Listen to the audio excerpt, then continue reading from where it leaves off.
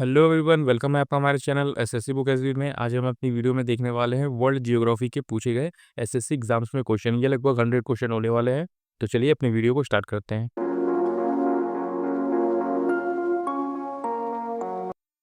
तो आइए देखते हैं कि जियोग्राफी में किस टाइप के क्वेश्चन पूछे जाते हैं, और ये हम देखने वाले हैं वर्ल्ड की जियोग्राफी से एसएससी ने किस टाइप के क्वेश्चन पूछ रखे हैं। तो जैसा कि पहला क्वेश्चन आप देख पा रहे होंगे, हमारा पहला क्वेश्चन है, ब्रह्मांड की स्थिति अवस्था की संकल्पना के बारे में किस वैज्ञानिक ने विचार किया था?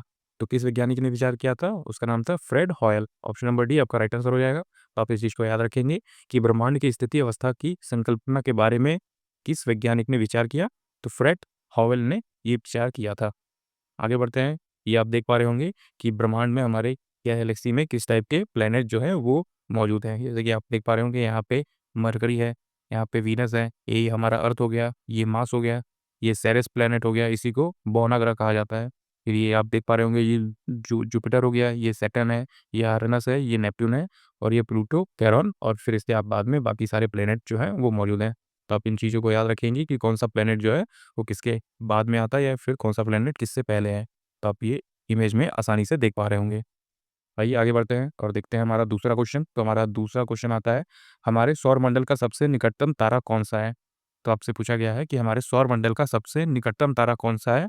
तो ये हो जाएगा हमारा प्रॉक्सिमा सेंटोरी। तो आप इस चीज़ को याद रखेंगे, प्रॉक्सिमा सेंटोरी जो है वो हमारे सौर मंडल का सबसे निकटतम तारा मौजूद है। ऑप्शन नंबर सी आपका राइट आंसर हो जाएगा। जैसे कि आप नीचे देख पा रहे होंगे कि प्रॉक्सिमा सेंटोरी जो है सूर्य का निकटतम तारा है, जो सूर्य के 4.3 प्रकाश वर्ष दूर है।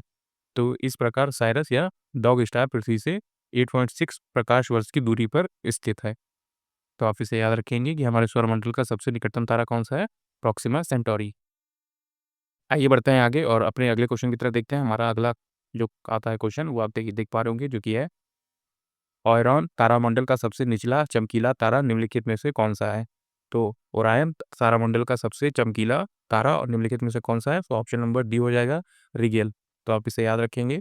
ऑप्शन नंबर 4 आप याद रखें, कौन सा है ये? रिगेल हो जाएगा। तो आप इसे याद रखें। आइए दोस्तों आगे बढ़ते हैं और देखते हैं अपना अगला क्वेश्चन। तो हमारा नेक्स्ट क्वेश्चन आता है, ओरायन तारामंडल का सबसे चमकीला तारा निम्नलिखित में से कौन सा है?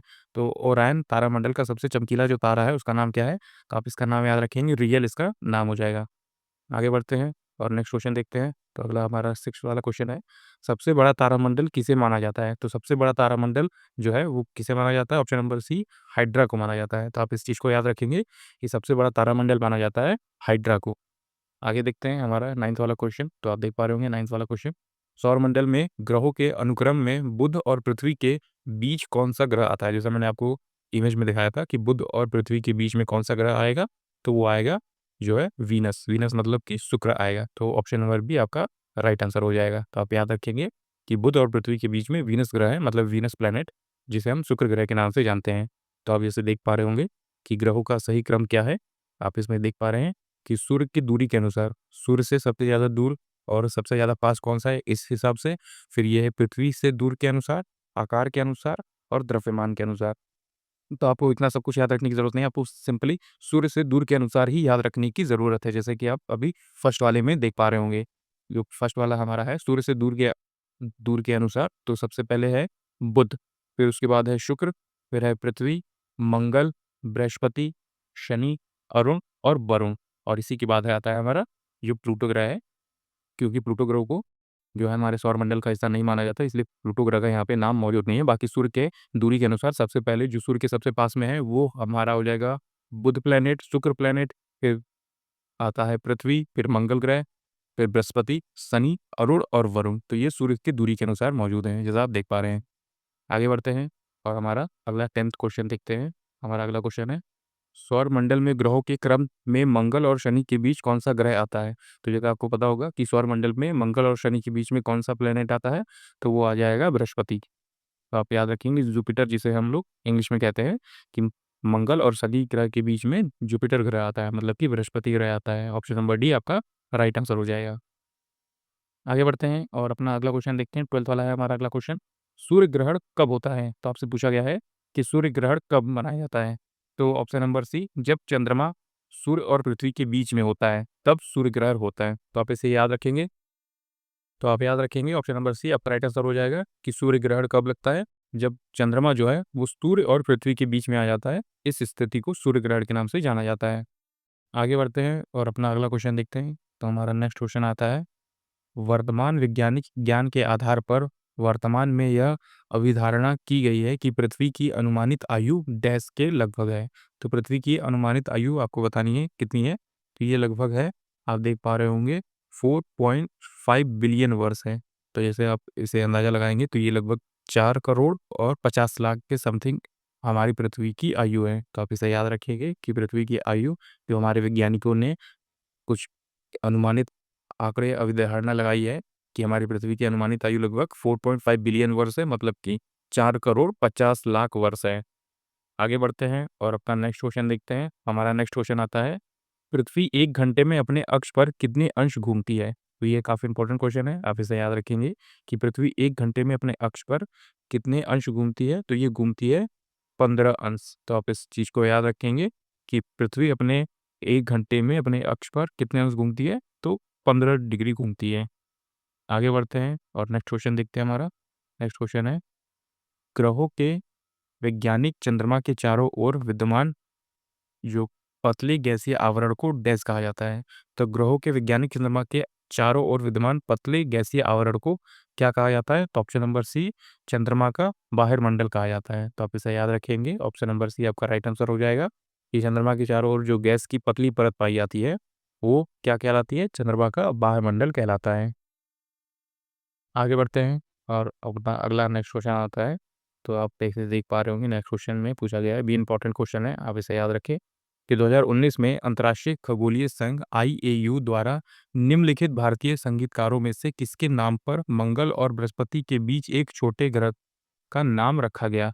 तो ये किसके जो संगीतकार हैं उनके नाम पर रखा गया था। तो वो हो जाएंगे ऑप्शन नंबर ए, हमारे पंडित जसराज।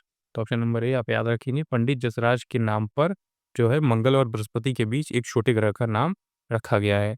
तो आपने इसे याद रखा, जैसे आप नीचे देख पा रहे होंगे कि वर्ष 2019 में अंतर्राष्ट्रीय खगोल संघ IAU ने मंगल और बृहस्पति के बीच एक क्षुद्र ग्रह एस्ट्रॉइड को भारतीय शास्त्रीय संगीत पंडित जसराज के नाम पर दिया है।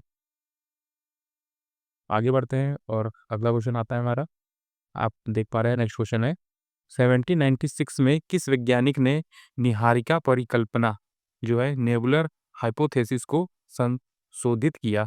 तो निहारिका परिकल्पना जिसे हम इंग्लिश में न्यूबुलर हाइपोथेसिस कहते हैं, इसको किसने संशोधित किया।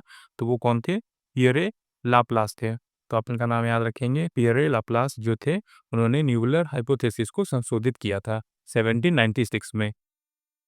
आइए बढ़ते हैं अपने अगले क्वेश्चन की तरफ। तो हमारा नेक्स्ट क्वेश्चन आप देख पा रहे होंगे जो कि है, भूपर्पटी को क्रोड से अलग करने वाली पृथ्वी की परत को क्या कहा जाता है। तो भूपर्पटी क्रोड को अलग करने वाली पृथ्वी की परत को बोला जाता है मेंटल। ऑप्शन नंबर ए आपका राइट आंसर हो जाएगा। इसे क्या कहा जाता है, मेंटल का के नाम से जाना जाता है। आगे बढ़ते हैं, अगला क्वेश्चन है, सूर्य भूमध्य रेखा पर ऊर्ध्वाधर कब चमकता है। तो सूर्य जो है वो भूमध्य रेखा पर ऊर्ध्वाधर कब चमकता है।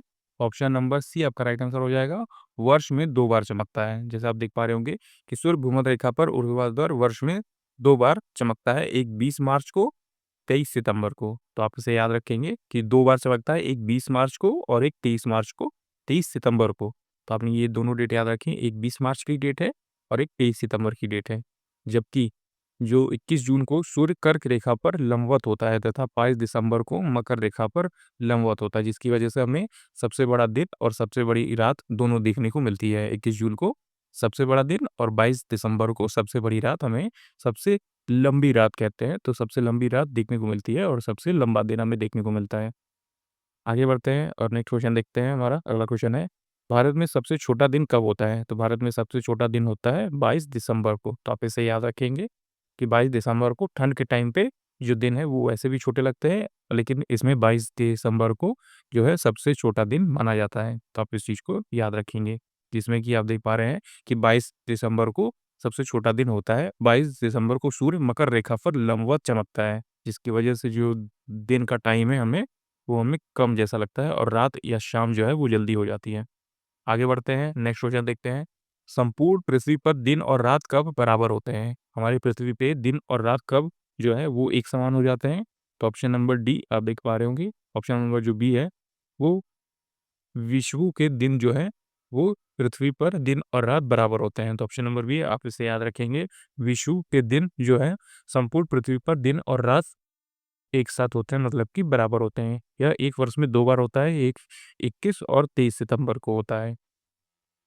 आगे बढ़ते हैं और हमारा नेक्स्ट क्वेश्चन आता है। नेक्स्ट क्वेश्चन आप देख रहे हैं, सूर्य और चंद्रमा में आकर्षण के कारण समुद्र का पानी जो है एक दिन में कितनी बार ऊपर चढ़ता और नीचे उतरता है? तो सूर्य और चंद्रमा के बीच जो अट्रैक्शन है और किसके कारण जो है समुद्र का पानी दिन में कितनी बार ऊपर आता है और जो है नीचे उतरता है? तो ऑप्शन नंबर बी कम से कम 2 बार। तो आप इसे याद रखेंगे, कम से कम 2 बार ये घटना होती रहती है। आगे बढ़ते हैं, नेक्स्ट क्वेश्चन आता है हमारा। अगला क्वेश्चन है, सुनामी के कारण होता है। सुनामी किसके कारण होता है आपसे पूछा गया है। तो सुनामी किसके कारण होता है?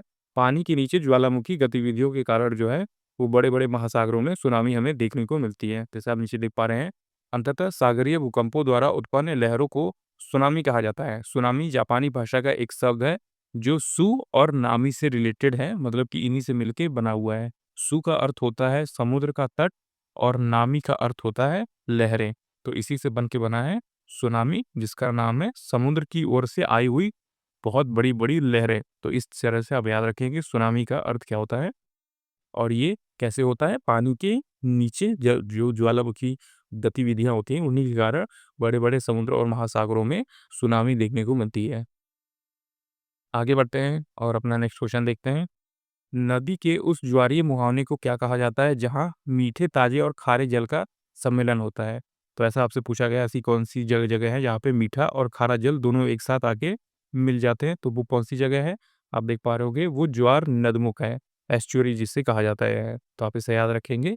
इसे क्या कहा जाता है? तो इसे कहा जाता है ज्वार न नदमुख या फिर एस्चुअरी।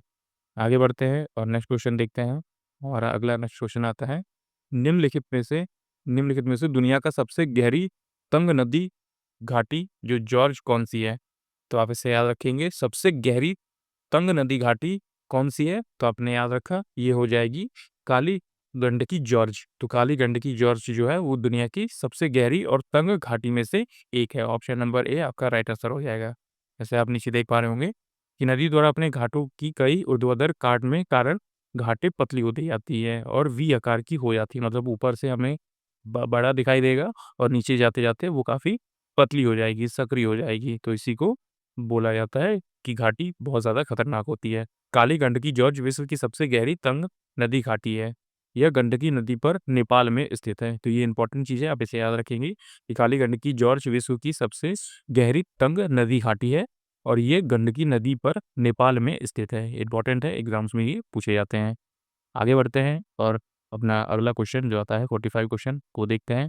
तो हमारा 45 क्वेश्चन है, उस भू आकृतियों को क्या कहते हैं जो पृथ्वी में विभ्रंश के कारण बनती है तथा जिनके कारण एक सतह दूसरी सतह के नीचे चली जाती है? तो इसे क्या कहा जाता है? इसे विभ्रंश घाटी के नाम से जाना जाता है। तो आप इसे याद रखेंगे कि इसे क्या कहा जाता है? इसे विभ्रंश घाटी के नाम से जाना जाता है, जो पृथ्वी के विभ्रंश के कारण बनती है तथा इनके कारण एक सतह दूसरी सतह के नीचे चली जाती है। जैसे आप नीचे देख पा रहे हैं कि रिफ्ट घाटी एक स्थल के रूप में है जिसका निर्माण व तर्कनीय हलचल के परिणाम के स्वरूप होने वाली विभ्रंश के कारण होता है। आगे बढ़ते हैं और अपना नेक्स्ट क्वेश्चन देखते हैं। हमारा अगला क्वेश्चन आता है जो कि है, श्रीलंका में निम्नलिखित में से कौन-सी चोटी सबसे ऊँची है? तो इसमें आपसे श्रीलंका के बारे में पूछा गया है। श्रीलंका की सबसे ऊँची चोटी कौन-सी है? अब याद रखेंगे माउंट पेड्रो। तो माउंट पेड्रो जो है वो श्रीलंका की सबसे ऊँची चोटी है। तो आप इसे याद रखें, माउंट पेड्रो जो है वो श्रीलंका की सबसे ऊँची चोटी में से एक है। और नीचे आप देख पा रहे होंगे कि श्रीलंका की सबसे ऊँची चोटी माउंट पेड्रो, जिसका दूसरा नाम जो है पेड्रो टुएले गाला है, जिसकी ऊँचाई लगभग जो है कितनी देखने को मिलती है? तो ये 25-24 मीटर है, मतलब 2524 मीटर है और ये कहाँ पे मौजूद है? तो नुआरा एलिया शहर के उत्तर-पूर्व में ये स्थित है। तो आप इस चीज़ को याद रखेंगे, माउंट पेड्रो जिसकी ऊँचाई लगभग कितनी है? तो ये ऊँचाई है 2524 मीटर।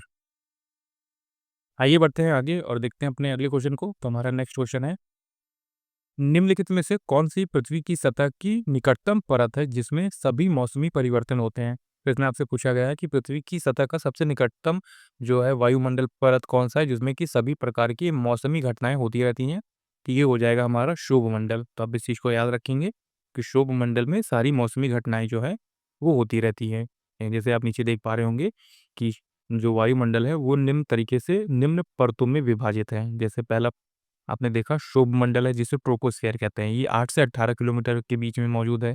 फिर दूसरा है समताप मंडल जिसे स्ट्रेटोस्फेयर के नाम से जाना जाता है, ये 18 से 50 किलोमीटर के बीच में मौजूद है। फिर है मध्य मंडल जिसे मीसोस्फेयर के नाम से जाना जाता है, ये 50 से 80 किलोमीटर के बीच में मौजूद है। फिर है आयन मंडल जिसे कि आयरोनोस्फेयर के नाम से जाना जाता है, और ये 80 किलोमीटर से स्टार्ट है और ऊपर ब्रह्मांड तक आगे गैलेक्सी तक जाता है।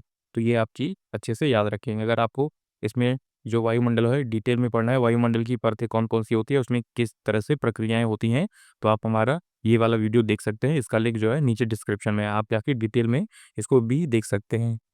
आगे बढ़ते हैं और नेक्स्ट क्वेश्चन देखते हैं अपना। तो हमारा अगला क्वेश्चन आता है जो कि है निम्नलिखित में से कौन-सी वायुमंडल की सबसे ऊपरी परत है?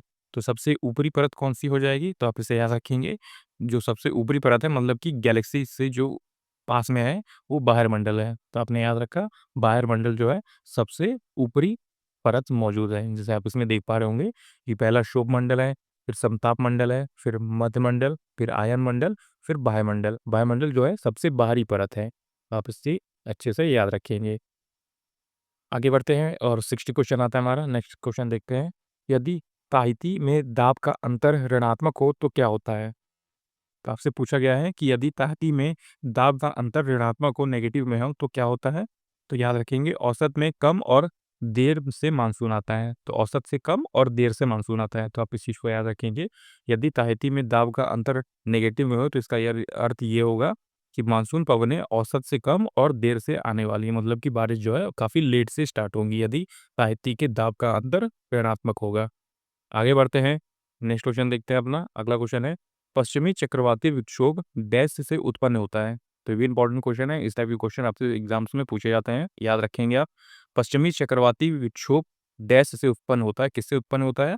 तो भूमध्य सागर से ये उत्पन्न होता है। ऑप्शन नंबर डी आपका जो है राइट आंसर हो जाएगा। ये पश्चिमी चक्रवाती विक्षोभ जो है वो भूमध्य सागर से उत्पन्न है। जैसे आप नीचे देख पा रहे हैं कि पश्चिमी चक्रवाती विक्षोभ ऐसे तूफान हैं जो कि कैस्पियन या फिर भूमध्य सागर से उत्पन्न होते हैं तथा उत्तर पश्चिम भारत में गैर मानसूनी वर्षा के लिए जिम्मेदार होते हैं। आगे बढ़ते हैं और नेक्स्ट क्वेश्चन देखते हैं। हमारा अगला क्वेश्चन आता है, विश्व के निम्नलिखित में से किस क्षेत्र के कुछ भाग अपने समृद्ध खट्टे फल के उत्पादन के लिए जाने जाते हैं? तो आप याद रखेंगे, आपसे पूछा जा रहा है कि ऐसे कुछ हिस्से हैं, कुछ क्षेत्र हैं जहाँ के जो फल हैं वो खट्टे पाए जाते हैं। मतलब कि वहाँ पे फलों की मात्रा में खट्टापन ज़्यादा होता है। तो वो कौन सी जगह है? वो है भूमध्य सागरीय क्षेत्र। तो आप याद रखेंगे भूमध्य सागरीय क्षेत्र जो है वहाँ के जो फल हैं वो रसदार, खट्टे और उत्पादन के लिए जाने जाते हैं।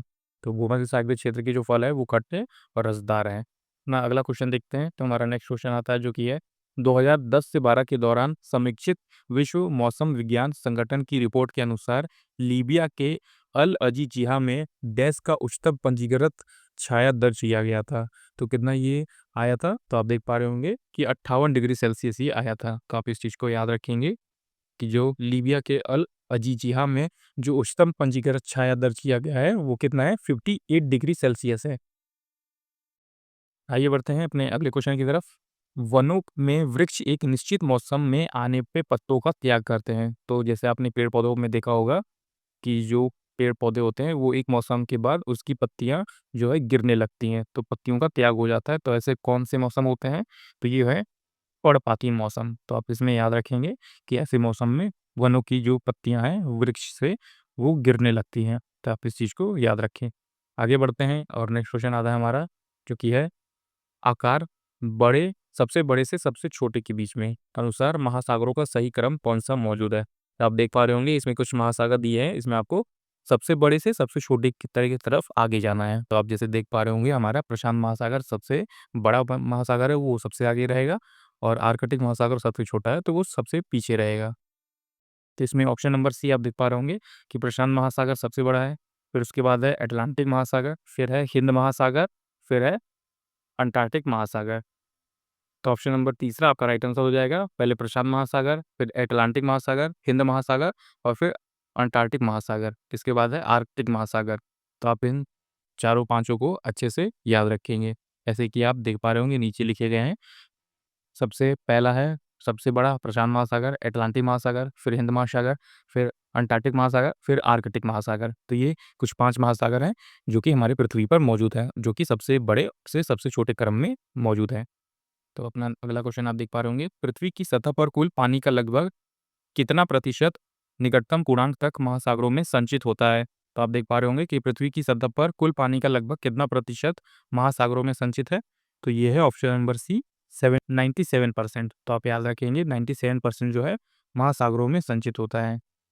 जैसे आप नीचे देख पा रहे होंगे कि संपूर्ण पृथ्वी का लगभग 79 भाग जो है महासागरों, सागरों, खाड़ियों द्वारा घिरा है तथा शेष जो स्थल खंड है, जबकि पृथ्वी पर मौजूद कुल पानी का लगभग 97 भाग महासागरों में संचित होता है। बाकी 2.5 जो परसेंट है वो जल, नदियां, झील, झरने आदि हमारे उपयोग हेतु शेष है, और शेष जो है 0.5 ये भूमिगत जल मौजूद है। तो इस तरह से जल का डिवाइड हो हुआ है। आप देख पा रहे होंगे कि सिर्फ 2.5% जल ही हम अपने यूज में ले पा रहे हैं। आगे बढ़ते हैं और अपना अगला क्वेश्चन आता है, काला सागर डैश महासागर में स्थित है। तो काला सागर कहाँ पे मौजूद है? तो ये अटलांटिक महासागर में मौजूद है। काला सागर अटलांटिक महासागर में ही मौजूद है। आगे बढ़ते हैं और अपना नेक्स्ट क्वेश्चन देखते हैं, जो कि है विश्व की सबसे बड़ी coral reef, great barrier reef जिसे कहते हैं, ये कहाँ स्थित है? तो ये ग्रेट बैरियर जो रीफ है, ग्रेट बैरियर रीफ, ये कहाँ पे मौजूद है? तो ये ऑस्ट्रेलिया में मौजूद है। ऑप्शन नंबर बी आपका जो है वो राइट आंसर हो जाएगा। तो आप याद रखेंगे कि विश्व की सबसे बड़ी कोरल रीफ जो है ग्रेट बैरियर रीफ है, और ये ऑस्ट्रेलिया में मौजूद है। जैसे आप नीचे देख पा रहे होंगे कि विश्व की सबसे लंबी प्रवाल भित्ति ऑस्ट्रेलिया के राज्य वैक्सिस लैंड के सहारे जो है उत्तर पूर्वी प्रशांत महासागर में 3200 किलोमीटर तक फैला हुआ है। आगे बढ़ते हैं और नेक्स्ट क्वेश्चन देखते हैं, जो कि है भारत के निम्नलिखित पड़ोसी देशों का उनकी राज्य भाषाओं के साथ सुमेलित कीजिए, मतलब कि मैचिंग करना है। जैसे आप देख पा रहे होंगे कि श्रीलंका जिसकी राज्य भाषा क्या है, भूटान जिसकी राज्य भाषा क्या है, और म्यांमार जिसकी राज्य भाषा क्या है। तो आप देख पा रहे होंगे ऑप्शन नंबर बी आपका राइट आंसर हो जाएगा। पहले का सी, दूसरे का ए और तीसरे का बी। तो पहले का सी श्रीलंका मतलब सिंगली भाषा यहाँ पे बोली जाती है। दूसरे का ए मतलब कि भूटान जोंगखा भाषा जो बोलता है, और म्यांमार जो है वो बर्मी भाषा बोलता है। तो आप इस चीज़ को याद रखेंगे। ऐसे ही आप नीचे देख पा रहे होंगे कुछ और देश भी हैं। श्रीलंका सिंगली भाषा बोलता है, भूटान जोंगखा, म्यांमार बर्मी भाषा बोलता है, चीन चीनी भाषा बोलता है, और जॉर्डन जो है अरबी भाषा बोलते हैं कि ये राजभाषा है। आगे बढ़ते हैं और अपना अगला क्वेश्चन देखते हैं। हमारा नेक्स्ट क्वेश्चन आता है, जो कि है गहराई अधिकतम से न्यूनतम, मतलब कि जिसकी गहराई सबसे ज़्यादा है उसे पहले रखेंगे, और न्यूनतम मतलब कि जिसकी सबसे कम है उसको बाद में रखेंगे। इसके अनुसार झीलों का सही क्रम क्या हो जाएगा? तो इसमें आपसे झील बताना है जो सबसे ज़्यादा गहरा है और जो सबसे कम गहरा है। तो ये आप याद रखेंगे, बैकाल झील जो है वो सबसे ज़्यादा गहरी झील है, तो बैकाल सबसे पहले नंबर पे रहेगा। ऑप्शन नंबर बी बैकाल, फिर तांगनिका, फिर कैप्सियन सागर, और फिर वोस्टोक। तो ये जो है झील है वो सबसे गहरे से सबसे कम गहरे की तरफ में जो है सही क्रम में लगी हुई हैं। बैकाल झील सबसे गहरा है, फिर उससे कम गहरा है तंगानिका झील, फिर है कैप्सियन सागर, और फिर है वोस्टोक। तो ये कुछ झील हैं जो आपसे एग्जाम्स में पूछे जाते हैं। याद रखेंगे, इंपॉर्टेंट क्वेश्चन है, यहाँ से भी क्वेश्चन आपसे पूछे गए हैं। अगला क्वेश्चन हम देखेंगे, जो कि है पाकिस्तान की सबसे अधिक ऊंचाई पर स्थित स्थित झील कौन सी है? तो जैसा आप सभी जानते हैं कि अभी युद्ध हो रहे थे पाकिस्तान से, तो इसलिए ये क्वेश्चन जो है एक बार फिर आपको देखने को एग्जाम्स में मिल सकता है, तो आप इसको भी अच्छे से याद रख सकते हैं। तो ये हो जाएगा फरिस्तान झील। तो आप याद रखें, फरिस्तान झील जो है वो पाकिस्तान की सबसे अधिक ऊंचाई पर स्थित झील है। ऑप्शन नंबर ए आपका राइट आंसर हो जाएगा। आगे है हमारा अगला क्वेश्चन, जो कि है निम्नलिखित में से कौन सी नई कृषि रणनीति के विशेषताओं में से एक नहीं है? तो इसमें आपसे पूछा गया है कि कृषि रणनीति की विशेषताओं में कौन एक नहीं है? तो वो हो जाएगा ऑप्शन नंबर डी जैविक खाद का प्रयोग करना। तो जैविक खाद का प्रयोग करना जो है वो नई कृषि रणनीति का विशेषताओं में से एक नहीं मानी जाती। आगे बढ़ते हैं और अपना नेक्स्ट क्वेश्चन देखते हैं, जो कि है निम्नलिखित में से कौन सा हरित क्रांति की विशेषताएं रही है? तो हरित क्रांति की विशेषताएं कौन सी रही हैं? आप जैसे पहला ऑप्शन देख पा रहे होंगे, फसल उत्पादकता में उछाल आना, व्यावसायिक खेती में निर्वाह खेती की ओर झुकाव होना, या फिर रकबे अकेड़ में वृद्धि होना, एकड़ में वृद्धि होना। तो ये हो जाएगा ऑप्शन नंबर बी हमारा केवल ए और सी। तो केवल ए और सी कौन कौन से हैं? फसल उत्पादकता में उछाल आना, और सी वाला कौन सा है? रकबे में वृद्धि होना। तो यही जो है ये हरित क्रांति की कुछ विशेषताएं हैं। आगे बढ़ते हैं और देखते हैं अपना अगला नेक्स्ट क्वेश्चन, जो कि है चीन में विश्व का सबसे लंबा मानव निर्मित जलमार्ग मौजूद है। तो आप देख पा रहे होंगे कि चीन से आपसे क्वेश्चन पूछा गया है, चीन में विश्व का सबसे लंबा मानव निर्मित जलमार्ग कौन-सा है? मतलब वहाँ के ही लोगों ने इसको मिलके बनाया है, तो ये हो जाएगा हमारा ग्रैंड नहर। तो ग्रैंड नहर जो है, वो चीन का विश्व का सबसे लंबा मानव निर्मित जलमार्ग है। तो आप इस चीज़ को अच्छे से याद रखेंगे कि चीन में ग्रैंड नहर विश्व का सबसे लंबा मानव निर्मित है, जो चीन का भी सबसे बड़ा है और पूरे वर्ल्ड में भी सबसे बड़ा है, जिसे 6वीं शताब्दी में सुई राजवंश के द्वारा बनवाया गया था। इसकी कुल जो लंबाई है वो 1776 किलोमीटर के रूप में मौजूद है और इसे 2014 में विश्व विरासत स्थलों में सूचीबद्ध किया गया था। आगे बढ़ते हैं, नेक्स्ट क्वेश्चन देखते हैं। डैश स्ट्रेट जावा द्वीप समूह पूर्व और सुमात्रा को अलग करता है। जो स्ट्रेट है, मतलब जिसे जल संधि कहते हैं, वो जावा द्वीप समूह और सुमात्रा को अलग करता है। तो वो कौन सा स्ट्रेट है? तो वो हो जाएगा हमारा option number A Sunda straight, मतलब कि सुंदा जल संधि। तो आप इस चीज़ को याद रखेंगे। नीचे और भी हैं कुछ जल संधियाँ जो कि इंपॉर्टेंट एग्जाम्स में पूछी जाती हैं। तो आप देख पा रहे होंगे, प्रमुख जल संधि और भूभाग को अलग करती है, मतलब कौन से 2 देशों को अलग करती हैं। इसमें कि सबसे इम्पोर्टेंट है जिब्राल्टर। तो कई बार एग्जाम्स में क्वेश्चन पूछे गए हैं। आपने देखा होगा कि 2023 का जो एमटीएस हुआ था और 24 के एमटीएस में ये दोनों में सेम क्वेश्चन पूछा गया था कि जिब्राल्टर जल संधि किन 2 देशों को अलग करती है। तो आपका जो राइट आंसर हो जाएगा वो हो जाएगा यूरोप, स्पेन जो कि मौजूद है, और अफ्रीका, मोरक्को को अलग करती है। तो जिब्राल्टर जल संधि इन्हीं दोनों के बीच में मौजूद है, यूरोप और अफ्रीका में। फिर है डोवर जल संधि जो कि ब्रिटेन और फ्रांस से अलग होती है, मतलब कि ब्रिटेन और फ्रांस को अलग करती है। फिर है बेरिंग जल संधि जो कि अलास्का व रूस को अलग करती है। फिर है मलक्का जल संधि जो मलाया और सुमात्रा को अलग करती है। फिर है पाक जल संधि जो भारत और श्रीलंका को अलग करती है। हाँ, तो इसमें आपको कन्फ्यूज़न नहीं होना है। पाक जल संधि जो है, वो भारत और पाकिस्तान में नहीं है, भारत और श्रीलंका के बीच को अलग करती है। तो ये इम्पोर्टेंट है, एग्ज़ाम्स में ये भी काफ़ी क्वेश्चन पूछे जाते हैं, तो इसको आप याद रखेंगे। कई बार ऑप्शन में भारत और पाकिस्तान दिया जाता है, तो पाक जल संधि वहाँ पे मौजूद नहीं है। पाक जल संधि मौजूद है कहाँ पे? भारत और श्रीलंका के बीच। आगे बढ़ते हैं, नेक्स्ट क्वेश्चन आता है हमारा, जो कि आप देख पा रहे होंगे। जानवर और वह क्षेत्र जहाँ वे पाए जाते हैं, डैश निम्नलिखित में से कौन सा संयोजन गलत है? तो आपसे पूछा गया है कुछ ऐसे जानवर जो इसी जगह पे पाए जाते हैं, तो मैं आपको बताना है इसमें से कौन सा सही आंसर के तौर पे नहीं है। तो आप देख पा रहे होंगे, कंगारू जो है वो ऑस्ट्रेलिया में पाया जाता है, ये सही है। लीमर जो है मेडागास्कर में पाया जाता है, ये भी सही है। शुतुरमुर्ग सवाना और रेगिस्तानी क्षेत्र में पाए जाते हैं, पर ये वान मानुस जो है कैरिबियन द्वीप समूह में नहीं पाए जाते। तो आप इसे याद रखिए कि वान मानुस जो है वो कैरिबियन द्वीप समूह में नहीं पाए जाते हैं। जैसे आप नीचे देख पा रहे हैं कि दिए गए विकल्पों में वनमानुष जो है कैरिबियन द्वीप समूह में पाया जाता है, ये संयोजन गलत है, क्योंकि वनमानुष अफ्रीका के घने जंगलों में गिनी से लेकर कांगो तथा पश्चिमी युगांडा के जंगलों में पाए जाते हैं। वनमानुष मतलब वहाँ की जो जंगली ट्राइब्स होते हैं, जो जंगल में घर बना के रहते हैं, उन्हीं को वनमानुष कहा गया है। तो वो कहाँ पाए गए हैं? अफ्रीका के घने जंगलों में, कांगो के जंगलों में, युगांडा के जंगलों में पाए जाते हैं। तो वनमानुष वहाँ पे रहते हैं। आगे बढ़ते हैं, नेक्स्ट क्वेश्चन आता है हमारा। अगला क्वेश्चन आप देख पा रहे होंगे कि किसी भी स्रोत से प्राप्त शुद्ध जल में ऑक्सीजन का द्रव्यमान डैश होता है। तो किसी भी जो स्रोत से प्राप्त शुद्ध जल होता है उसमें ऑक्सीजन कितना होता है? तो वो 88.89% होता है उसमें ऑक्सीजन। तो O2 की मात्रा उसमें कितनी होती है शुद्ध जल में? 88.89%। इंपॉर्टेंट क्वेश्चन है, आप इसे याद रखेंगे। आगे बढ़ते हैं, आज का हमारा लास्ट क्वेश्चन देखते हैं। तो आज हमारा जो लास्ट क्वेश्चन है, एक समुद्री मील डैश के बराबर होती है। तो एक समुद्री मील जो है वो किसके बराबर होती है? ऑप्शन नंबर बी 1852 मीटर के बराबर होती है। तो आप इस चीज़ को याद रखेंगे कि समुद्री मील में रास्ता जो ऐसे मापा जाता है वो किलोमीटर में नहीं मापा जाता, वो मील में मापा जाता है। आपने याद रखा है, समुद्री मील जल परिवहन में प्रयोग होने वाली दूरी मापने की एक इकाई होती है। इसका प्रयोग हवा और समुद्री नेविगेशन दोनों में किया जाता है। एक समुद्री मील जो है वो 1852 मीटर तक हो सकती है। आप याद रखेंगे, जब आप समुद्र में जहाज में बैठे होंगे तो वो जहाज जो है वो समुद्री मील में यात्रा तय करेगा, ना कि किलोमीटर में, क्योंकि समुद्र में समुद्री मील के द्वारा जो है दूरी मापी जाती है। तो आप याद रखें कि एक समुद्री मील किसके बराबर होती है? तो वो बराबर होती है 1852 मीटर के बराबर होती है ये। ये था दोस्तों आज का हमारा कंप्लीट वीडियो, जिसमें मैंने आपको बताया कि वर्ल्ड ज्योग्राफी से एसएससी में किस टाइप के क्वेश्चन पूछे गए हैं। आपको अगर 2024 का ज्योग्राफी देखना है कि सीजीएल में किस टाइप से ज्योग्राफी के क्वेश्चन पूछे गए थे, तो उसका लिंक भी नीचे डिस्क्रिप्शन में मैंने डाल दिया, आप जाके उसमें भी देख सकते हैं। उसमें 2024 से रिलेटेड जो भी क्वेश्चन पूछे गए थे सीजीएल में, वो मैंने उसमें बता दिया था। अगर आपको हमारी वीडियो पसंद आई तो हमारी इस वीडियो को एक लाइक ज़रूर कर दीजिएगा, और अपने आने वाले एसएससी एग्जाम्स के लिए हमारे चैनल एसएससी बुक एसबी को भी ज़रूर सब्सक्राइब कर लीजिएगा। हम ऐसे यूज़फुल वीडियो लेके आते रहते हैं। तब तक पढ़ते रहिए और हमेशा अपने लक्ष्य की तरफ आगे बढ़ते रहिए।